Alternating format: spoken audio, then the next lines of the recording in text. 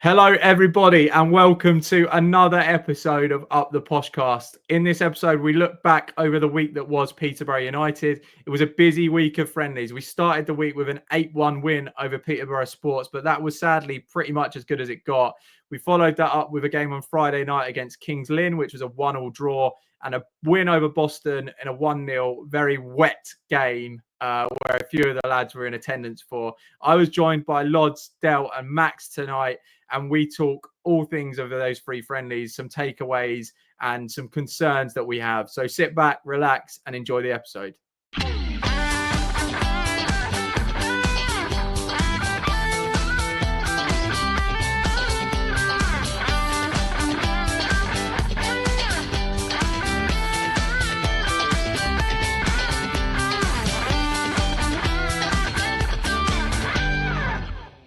Right, we're going to start with a Kings Lynn game against the rugby team. Max, what did you take out of that friendly? Well, the first thing I'll say is that preseason friendlies, I think, are meant to be mutually beneficial for both teams. Both teams are meant to be able to walk away with getting something out of it. And I felt like Kings Lynn, their aim was to just injure our players. It seemed like it was really bad. Like, every Posh fan that I've seen on Twitter or at the ground was saying that this is meant to be a pre-season friendly. You know, this is meant to be minutes in the legs, try the hardest. And look, I don't mind if teams want to try their hardest to win. That doesn't bother me. But what does bother me is when people are going in calf high on Lisby, when Hayes is getting smashed on both flanks and tumbling and getting almost really badly injured on numerous times. If the game wasn't a preseason friendly, there could have been at least 2 red cards pretty much nailed on for both the Kings Lynn players. And that's something that makes me slightly frustrated, is that if we'd walked away that game with 2 serious injuries, that wouldn't be mutually beneficial for us. We were very lucky to walk away unscathed, I felt. And I think really that definitely made the game a lot less impactful, because it really was a poor game of football, wasn't it? We looked a complete shadow of what we did against Peterborough Sports. And against Peterborough Sports, we had attacking patterns that we could see, defensive patterns that we could see. Against Kings Lynn, it all went to pot. Players aren't shooting, the corners aren't beating the first man. And yeah, we're getting fitness in the legs. But for a fan that's obviously watched last season and we're looking to make a drastic improvement this season, I don't see that. I don't see this huge improvement. Obviously, there's standout players that look good that I presume we'll talk about in a minute. But if we're talking about an overall consensus of what I got from the game, it's we shouldn't play Kings Lynn again, because on a different day we could have walked away with injuries to players that we're going to need for Cardiff. And this team doesn't look ready. Or that team we played against, Kings Lynn, doesn't look ready. And that's really the only takeaways that I've got from that game, is if that's how we're going to turn up and play. And I doubt it is, because again, it's pre-season. You've got to take everything with a pinch of salt. But if we turn up and play against that like Cardiff, we're going to get turned over and we could end up in some serious trouble this season. Yeah, I didn't watch the Kings Lynn game because I was working, unfortunately. So I'll leave you guys to talk about the football. But the bits I did see, I just want to echo Max's comments on the physicality. I think it's a positive thing that you can get a physical game out of a pre-season friendly, because the players do need roughing up a little bit, don't they? The way we play is very technical, very like pass and move. You do need to come up against physical teams like that to learn how to play against them going into the league, because we will come up against teams like that in League One next season.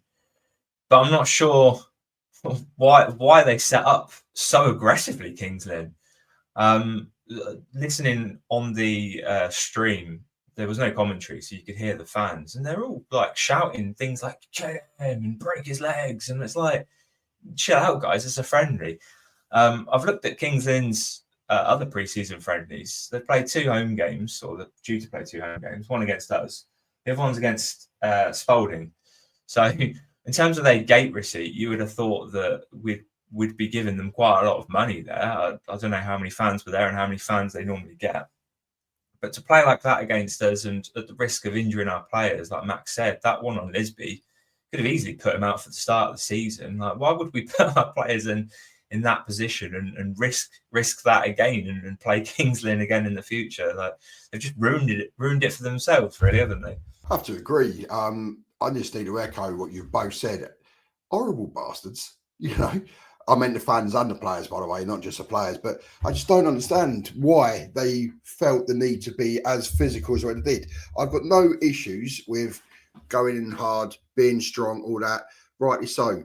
And also getting a sort of the lower league, you have to have a bit of physicality. And, you know, they're definitely 1 week in that side of things. But there's a limit. And some of those tackles were to hurt people. No doubt about it. That was to hurt. But you know, we always spoke about really is how dirty they were. The fans, I weren't really impressed with the fans. They're just crude, if I'm honest. You know what I mean? You know, the bloke that threw the pint at Brad. What sort of leadership is that when you've got a load of kids around you? It's just pathetic, really. Childish, immature. But take all that away. There was moments from Kings Lynn, to be fair, that I was actually quite impressed with. You know, you got to give them a little bit of credit. When they actually played football, they actually played some really good football. So I don't understand why they needed to bring the other side of it into their game. From a Peterborough point of view, yeah, it was a game of football, really. There was like little moments of goodness. I think the main thing you could take out is that they all lasted 90 minutes and they didn't really react to those sort of to all the shit that's been dished out. Last season, we would have picked up a load of yellow cards, if I'm honest, and we were retaliated. And also, I think it was Darren mentioned in his interview that the referee really, if we're going to have these sort of games, the referee has to treat it like a proper game, you know, not let so many things go, because the more he let go, the more it happened. You know, I think he needed to be a bit stronger with his cards for both teams, let's be honest here. And so it could have been a proper football match rather than stop-start, getting stuck in, trying to break legs and whatnot. It's just yeah, not a nice place to go, to be fair. I'm with you, Max. I wouldn't go there again.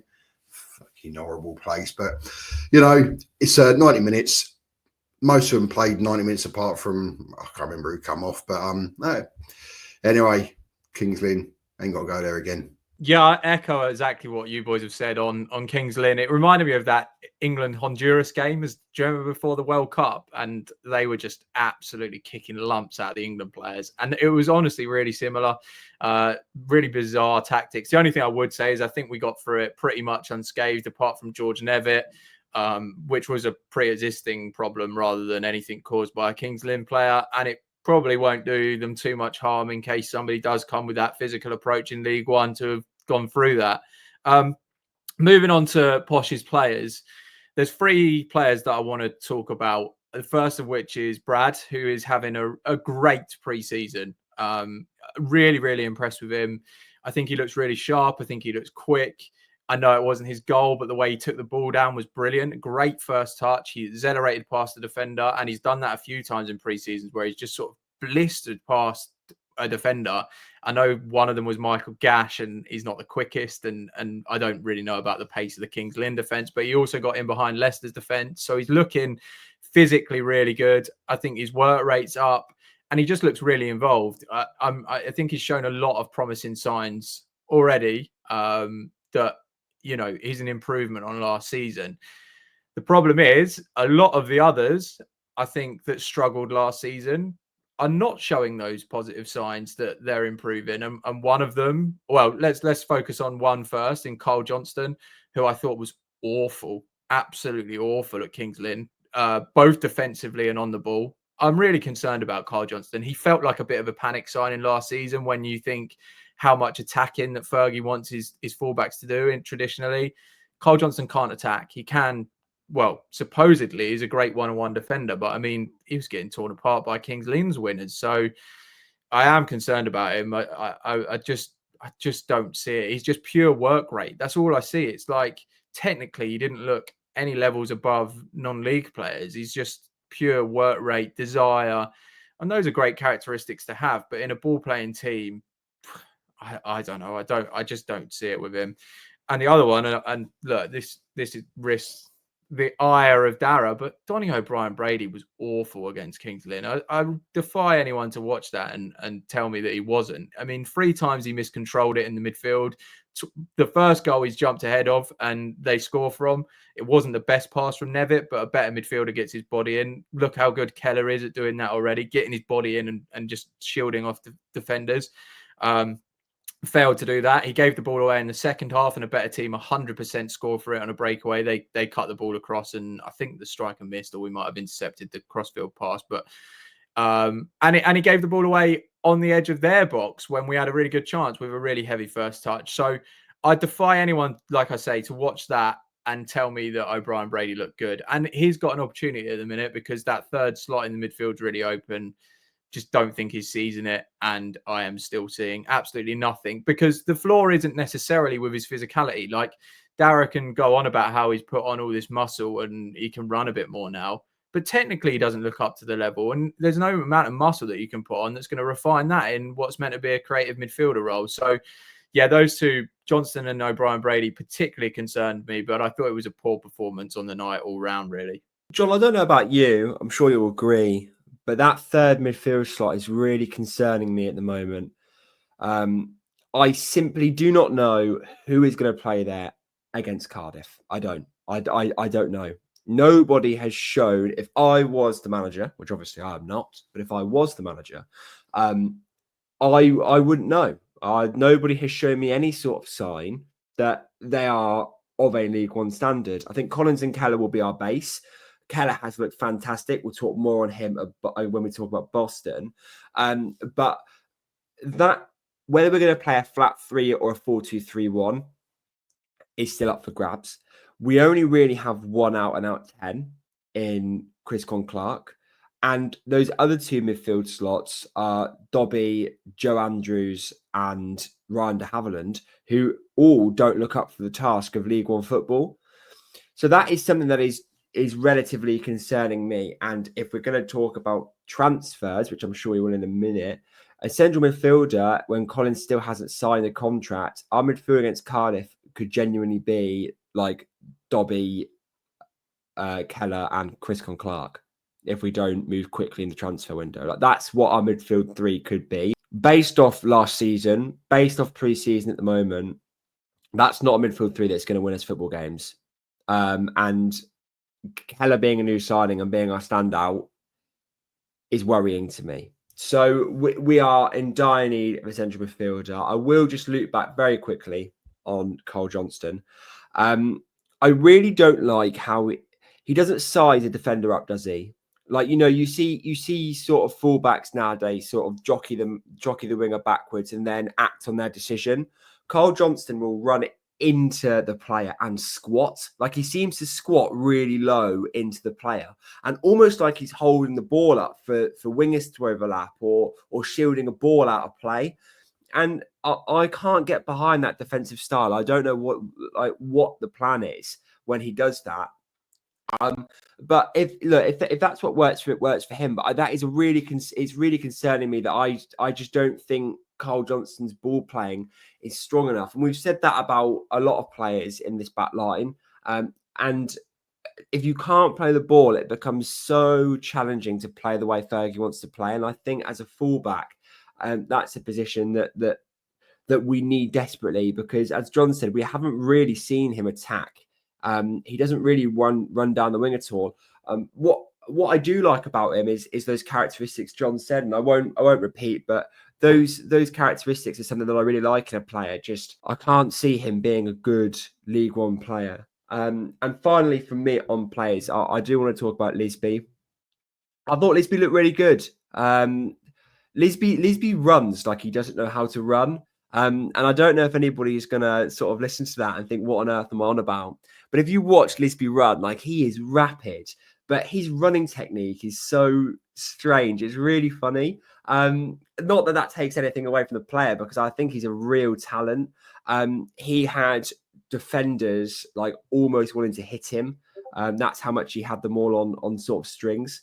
And and he got into some skirmishes. He showed some bite. He showed some aggression. I'm all right for a bit of a fight and a bit of a scuffle. You know, I like that aggression. I like that bite. What I don't like is when players then lose their heads. We seem to have a very good set of heads on shoulders now in terms of getting into those heated moments, and that will do us good for the season. But Lisby looks good. I think he looks quite clinical, and he's pacey. So he's definitely going to be one for the future. But I think that's really good business from us in terms of Lisby and signing him. Well, you mentioned it there briefly, Max. We might as well move on to Boston. I think that's the Kings Lynn game covered. Wasn't a thriller again, I don't think. I'm saying anything too controversial there. But Lods, what did you take away from the Boston game? Yeah, it was wet. It was a wet one. I think that was the main thing I could take away from it. I was quite interested to see what sort of lineups we put out for both the Kings Lynn game and the Boston game. Obviously, they were a day after each other, so you wouldn't expect any players to play in both. I think we all thought he was going to play his strongest 11 in one game and maybe a slightly weaker 11 in the other, but it definitely feels like he's done a mix of the two, which is interesting.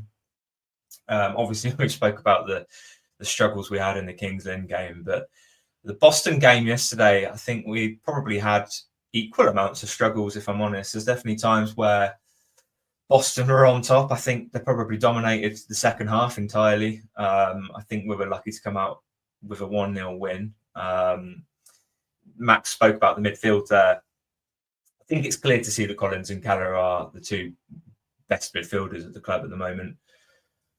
Ryan de Havilland, I'm really struggling to find some positives in. And I know you guys spoke about him on the last episode. I think with your average Posh player, you get them in. The first year, you sort of don't want to include them within the first 11 because we often sign them young and experienced. They need to learn. De Havilland's into his third year with us now. And I think by the time the average Posh player gets into their third year, I think you want to have confidence that they've got the ability to start every game and be a real key player. And I just think de Havilland's well off of that, isn't he? And I think where we're potentially losing Collins and we've just lost Hector Cipriano, it's a real shame that Ryan de Havilland hasn't made that step up into that. And I think what you guys were saying last week, I think you're right. I know we were linked with Ollie Coker during the week. He did play the second half for Southend in a friendly yesterday, so that's probably not far down the line like was reported. But we're obviously in for another midfielder, and I don't think we're going to be signing Ollie Coker to replace Archie Collins. I think we're probably going to be signing him to replace Ryan de Havilland. So my view on the game yesterday was very different to Kings Lynn. It was like two teams were trying to play football, and it felt like a bit of a calmness about it, if that makes sense. The game was like it was damp, very, very damp. So it could have been some like naughty tackles going in from the sliding and the conditions, but it was two teams trying to play football. So, you know, you got to give credit to Boston as well, because they did try playing and try and play in the right way. So that was good to see. And it was more of an enjoyable game because they were trying to play football. You know what I mean? Some of the standouts for me is, we've already mentioned him, Khela. I know it's only pre-season, it's like lower league, but he looked class. You know, some of his runs, some of his positional play, etc. Very, very good. The only criticism I've got about Khela, what the fuck is he doing to his socks? You know, it's not. I don't get it. Putting your holes in the back of your socks. I might be old. I don't care, but come on, man. It's just pathetic. Anyway, so on the game as well, again, like Sam Hughes, for example, you know, steady, absolute, nothing went past him, winning them headers. And I know obviously Ash has got his little beef about, he's always been in relegation teams, but I actually, you know, I've seen more about him passing the ball out, playing, you know, nearly scored as well. So I know it was only 1-0, and there was like some concerns, but hopefully these pre-season games is getting them little concerns out of the way, if you know what I mean. There was good passages of play again. I think if we had put more effort in up top end, we could have scored more, but you could see what they're trying to work on, you know, when they're going forward and they lose it, they start again. And there's a pattern and there's like a consistency. As you said, I think it was like two equal teams that we picked for Kings Lynn and Boston rather than top heavy one.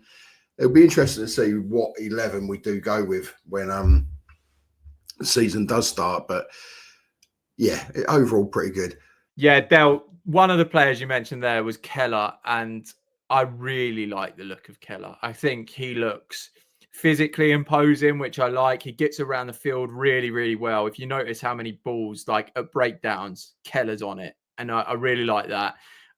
Set up the goal really well as well. The defender's tugging at his shirt, and he's got the power to get past him. Another thing I really like is that outside of the boot pass that he's got. He can really drill them across the field. One with the instep, which is a great skill to have, and he can knock it with the outside of his foot, which again is a great skill to have. He always puts the ball ahead of the fullback, which is something that I lose my head at when players don't knock it in front of players. It feels so basic, but Keller does it really, really well. So I really like the look of him. I think he's going to be a really good addition. It's always dangerous to say that in pre-season because we haven't seen him against a proper team. But for a 20-year-old, he's showing lots of good signs, and he's probably the signing that has shown the most so far. On the flip side of that, I'm still not really seeing much from Declan Frith, I'm being honest, and I didn't incorporate Odo in this point as well. The pair of them ran offside so many times yesterday. It was ridiculous. The worst culprit for it was definitely Frith, though. Towards the end of the match, he was put through, I think, by, is it Fabian Claxton? Is that the one who came on, the centre-back? I think that's his name. Really good run from him, youngster. Drove really well with the ball. And he's released him, and it is clean for on goal. And he's looking across the whole line, and he's offside. And that must have been 3 or 4 times that he did that. Frith runs in straight lines. He doesn't run inside of defender and then try and get the ball there, which is something that Mason Clark, for instance, was brilliant at doing that, coming inside his man and taking it on like an inside forward. Frith wants to run in straight lines, and he also takes way too many touches. He doesn't release the ball quickly enough. I've noticed that already in the initial games. So I do have my concerns about him. Again, pre-season, very new to the club. I'm not writing him off before anyone says that. We're just commenting on what we've seen so far, and I think there are areas of concern. And then Odo, look, I've mentioned O'Brien, Brady, and Odo again, and I don't want to just keep talking about the same players, but Odo is somebody where there's big question marks over this season. He had an okay first season. If you look at the numbers, he has to be doing more, surely. We're playing non-league sides here. If he wants to step up, then he needs to start taking the ball on. But too often he rejects the opportunity to go at his man. He just wants to pass it backwards. Is he scoring enough? We scored 1, hasn't he, so far? I just thought it was another really poor performance from him. And the fact that they're both getting caught offside like that is something that definitely is alarming, because they've got to tighten up in that area. They've got to pay more attention. It should be really basic, that. So, those were the 3 players that I wanted to talk about from that game. Yeah, those offsides, John, were getting very, very frustrating. In Frith's defence, I think a couple of them were a bit iffy. I don't know what sort of view there was on the stream, but we were in line with Frith for the first half, and I'm not sure. I'm not sure those offside calls were all completely accurate, and neither did he, judging by the the anger he showed towards the linesman. I think we're obviously working on, when the fullbacks get the ball, to just whack it down the line. And what I would say in both of their defence is that they've started their runs early, and the fullbacks have probably held on to the ball a bit too long. You could see Fergie was getting a bit frustrated every time the defender had the ball for more than 2 seconds. And it's clear that we're working on that, which is fine, because that's what friendlies are for. And Fergie seemed happy in the post-match as well. So I don't think it's a concern just yet, but it's obviously something we're working on. I think the one person that I think the reason why we haven't conceded is probably Alex Bass. I know I praised him in the Leicester game when he didn't really have a lot to do, just from early signs, but now we've seen that he has had things to do. I'm struggling to see a weakness in his game. He seems to be a proper goalkeeper. He's not erratic like some of the other goalkeepers we've had in the past, i.e. Will Norris at Sheffield Wednesday. I thought he played really erratically, and probably could be the reason why we lost at Hillsborough. He's very calm. He's a good leader. He communicates well. Very good at ball playing. There was times in the second half against Boston he was being pressed. Didn't look like he was ever going to lose the ball, which obviously, if that was Bilo, I think we'd all have our hearts in our mouth. Obviously, he's tall as well, which is something that Jed Steer doesn't have, unfortunately. And he was making all of the saves you would expect him to make, but just simply. Just everything just looked so routine for him, and it's just really refreshing to see a goalkeeper be able to do that. And then the other thing that I think we did very well, considering the back four that we finished the game with, all being young academy graduates, I thought we actually defended really well. I think Harley Mills, his defensive performance was very good. He was making some really good slide tackles, really good defensive blocks. You could see his work rate getting forward and getting back is there. There might be some concerns over what he's offered us from a in possession point of view so far in the friendlies, but you can't take away his work rate from him and his defensive ability. And then I know you mentioned it, Del, Sam Hughes. He's just so clearly better than any defender we've got. And I was going to make the same point about Ashley. I can't. It's unfair to say it because he's obviously not on today. But anyone that criticises Hughes and his ball playing ability, the fact he's only ever been fighting relegation, I just can't. He's just such a good defender. He's composed when he's got the ball, and he's literally heading everything away. I thought Mendonca looked really good on the ball, but aerially he obviously lacks. And you could see when they're playing against, like, next to each other, how good Sam Hughes is in comparison. We obviously still need to sign a defender. I'm surprised it's gone on this long. And Fergie's comment was, I've made it very clear I want another defender. And so my guess is that he's also getting a bit impatient with it. Oscar Walling, I don't think, is anywhere near the level what Sam Hughes is. And I think the defender that we sign needs to be of a similar ability to Sam Hughes, and that should be the benchmark of our next signing. Look, I'm really happy you brought Mendonca up there because I think he's a player that's gone really unnoticed. I really like Mendonca. I think he's looked really good when I've watched him play. Yes, there's probably an element of his game that slightly lacks in terms of aerially. That's not something I'm overly worried about considering his age. And I'm really happy, I believe, that he signed a pro deal with us, or at least an extension onto his contract. So we've got him around. Do I think he's the next big thing? I don't really know. I think that's too close to tell, or we haven't had enough time watching him. But I am really pleasantly surprised with how good he is, how composed he is, and how brave he is as well. To be that brave at that age is so refreshing to see. How he, even if it's pre-season, he's not afraid to pass into midfield. He's not afraid to step up into midfield. He's not afraid to play long ball passes. So, that's something that I'm really pleasantly surprised with, and I'm really happy that Mendonca's showing that he can play.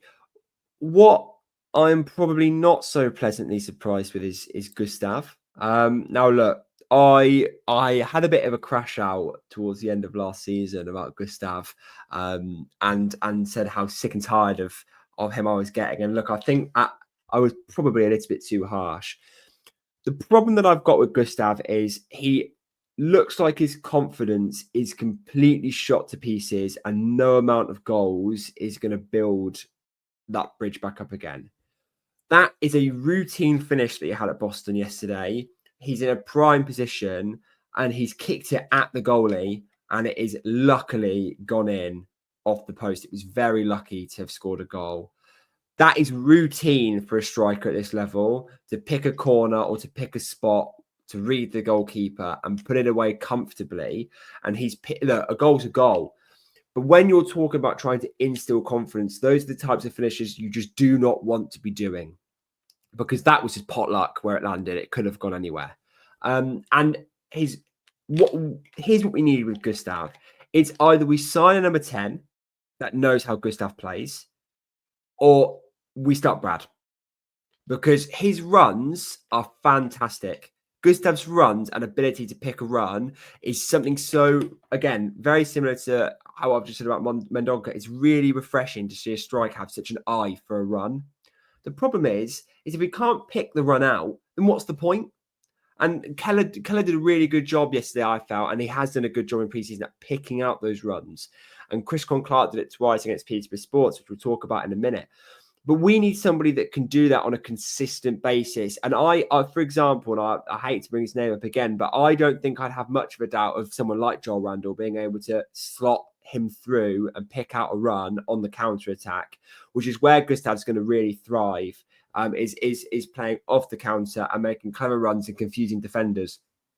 If we don't have a number 10, or at least if we're playing a flat 3, somebody to play with Khela that can pick out that pass to Gustav, I think Gustav is set up for failure. And I don't think there's much that he can do about it, because I don't think he's as physical as League One centre-backs. I don't. We saw that a lot last season, where he's tried to play back to goal and he's been muscled off the ball. So what Gustav's going to have to do is make runs in behind to sort of make up for that physicality. And if we don't have a number 10 that can pick him out, then I think Gustav's in for another torrid season. And I think Bradley's going to end up getting that starting striker position purely off the fact that we haven't recruited well enough, I think, to facilitate for Gustav. Yeah, I mean, the second half of yesterday's game rather summed up Lindgren, because I'm genuinely not sure he touched the ball once. And I'm at a point now where I'm getting a bit tired of we need to sign somebody that can make Gustav work, because yes, he does make some good runs, but some of the accountability surely has to be on him to get more involved. Like, I know he's never going to be a Brad because he's just not as physically imposing, but when you watch Brad play, he does drop in, he does shield defenders off, he is involved pretty much at all times. Lindgren just wants to be on the last man constantly, which again, not necessarily a bad thing, but at the minute we are basically down to 10 men when he plays, unless someone plays a through ball to him. And that is the only time when he comes alive. And his finishing at the minute does not look reliable enough to me to think, okay, we sacrifice all that in terms of physical, like being able to go long ball or the lack of press or everything else that comes with Lindgren, which is basically him not getting involved in any of the build-up play. And unless he's going to get 25 goals a season, in my opinion, the sacrifice isn't worth it. And I don't see anything, Max, you talk about a finish yesterday, it wasn't a good one, that suggests to me that he is capable of scoring 25 goals in a season. So, yeah, I think maybe there's an option if you're really on top in a game and you're dominating it and you've got opposition penned in, then his clever movement might create a yard of space and he might be able to finish. But I really don't. I'm just not seeing a usage for him in any other facility at the minute, to be honest. If it sounds a bit brutal, but you really wanted to see something from Lindgren this preseason. And although he is scoring, I don't think he's eradicated all the concerns about his performances. For me, it's quite clear that, based on what we have seen pre-season, Brad is a starter. He has to be a starter. He's deserved it, Bearing in mind, he was on the transfer list. His career at Peterborough United is like, end of the season was done. He's come back, changed his attitude a little bit, which is hopefully good. Well, not hopefully, he's good. The feedback's been good from Dara and Darren that whatever, Rooster loves him. You can see Brad's playing football with a smile on his face, which, to be fair, he's always smiling, mate. But he's done what he needed to do, I believe, to warrant getting back in the team, back in the squad initially, and being a starter. So I'll go with Brad all day long. Well, one game where Brad was very, very good in was against PSL. An 8-1 win. That was on Tuesday night, so we are going to cover it because it came out after our last podcast recorded. Max, what were your thoughts on the Tuesday night game, the big win of pre-season? First 10 minutes, we're so back winning the league. 35 minutes after that, oh my God, we're terrible, we're getting relegated. Half-time came around, second half much stronger. That was literally the format I felt we were watching. That was it was a really shaky 35 minutes. If for the people that watched it, it was I didn't recognise anything. It looked really poor, and I think Fergie also recognised that there was a stint, maybe not as long as I've said, but there was a stint at the back end of that second half where it was like, wow, this is really bad. The positives from Peterborough Sports, we've just said, is really big bad Brad, isn't it? And what Dale said especially is the attitude change. The fact that he's come into the season after being told you do not have a future here by the manager, come into the season and basically said, I don't care what you say, I'm going to show you that I do have a future here, and I will change my attitude to prove that. And scoring a hat-trick ain't too bad either. You know, we're talking about we need goals, being able to score 3. And the first goal was fantastic. He's running behind, he's taken one on, and he's basically chipped it into the goal. And Brad's got a little bit of that sort of. I don't want to refer to Ivan Toney, but he's got that edge, hasn't he, where he'll just hit it from anywhere if he thinks it's a goal. And that is something we've missed. Like, we would not have seen Ricky shooting from 25, 30 yards out if he didn't, you know, because Ricky didn't have an eye for goal like that. He was very good at running past the defender and really trying to score easier finishes. Brad will take anything on from anywhere, and that's something that we are missing, because throughout the whole of pre-season, Peterborough Sports being the anomaly, we have really struggled to pull the trigger.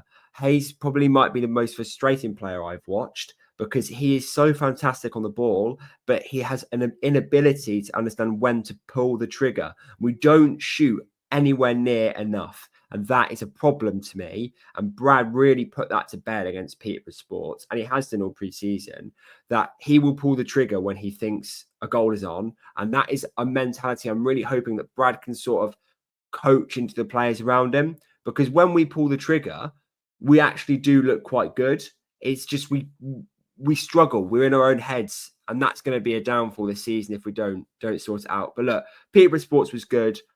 Brad was really good, and it was a positive to take into. But I think, unfortunately, that 8-1 win has had a dampen just because of Boston and Kings Lynn, where really both poor in quality, Kings Lynn especially. Yeah, when you take all the 3 friendlies as a whole, I think we've gained something from all 3 of them in different ways. But the game that obviously will be a real test is the next game, Tuesday night against Milton Keynes. They've built a strong squad going into next season, and I think we should probably put out our strongest 11 against them, because this will be the biggest challenge we've had so far. It won't be the strongest 11. I think Darren has already said that it's going to be 2 different teams, 45 minutes. And then when we play Colchester next week, it's going to be 1 team for Colchester and 1 team for Grimsby. So, yeah, Milton Keynes is going to be, half and half. So that'll be interesting to see where we go. But with you, I think MK have bought quite well, and that is going to be a proper test to see where we are. And, you know, looking forward to going to Milton Keynes. It's only around the corner from me, which is nice. I think, yeah, this week should be quite eye-opening, I think, in terms of where we're at going into the new season. We've kind of seen it against lower league teams, or non-league teams, I should say, and we've obliterated one of them and then struggled over the weekend, really, against 2. This will give us a better view of where we are. And I'd be surprised if Fergie doesn't start. I think we'll see a better structure of what he's got in mind for Cardiff over the coming week. I know he's talked about splitting the teams at MK Dons, but I think one half may well look significantly stronger than the other, because I think you'll want to get those partnerships locked in at this point. I think if we do lose, it might not be the end of the world, in the sense that it might put a bit more urgency in the club to get the signings done. I do think we're at least 3 players short for Cardiff at this point. I think we're probably a striker, centre-back, centre-mid, short of where we need to be for that game. So if we do lose, it may well, work in the sense that it might just give the club a kick up the backside. If we win, you're obviously delighted, because you then go into the season with a bit more momentum. I think the last 2 games have kind of killed a little bit of the positivity that formed around an 8-1 win. And there's almost a little bit more concerns, as we've discussed tonight. I think that probably brings us to the end of the episode. Unless there's anyone with anything else to say before we wrap up. Yeah, I just quickly want to say we should probably congratulate Keir Perkins for starting her 11th season with the club. I know it's technically a different game, the women's team, but I think any footballer at any level that can do 11 seasons at one club should definitely be celebrated.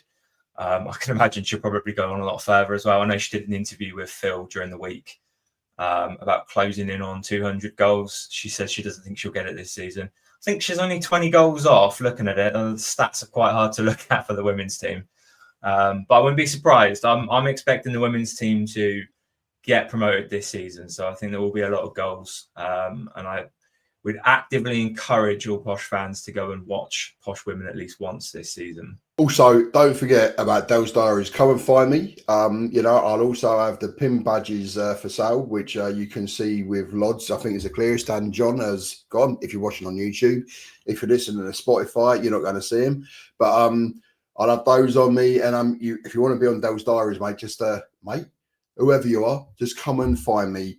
Introduce yourself, and I'll get you on. All right. Enjoy. See you soon. Nice one. Well, before we go, we should say we are closing in rapidly on hitting the 1,000 subscribers mark, which would be a great achievement for us all. We'd love it if you're not subscribed, and we know because we can see the statistics that some of you listen to this and you're not subscribed. So please, if you are, then hit that subscribe button. It really means a lot to us. In the comments, we'd love to hear who your third choice midfielder would be for Cardiff. We're taking it as a given that Collins and Khela are starting. Who are you putting in there? In the meantime, before we record again, please head over to UpThePoshcast.com, where you'll find some articles on lots of different things that are happening over the week. So yeah, have a good week. We'll be back again soon. Cheers, boys and girls. Up the Poshcast. Up the Poshcast.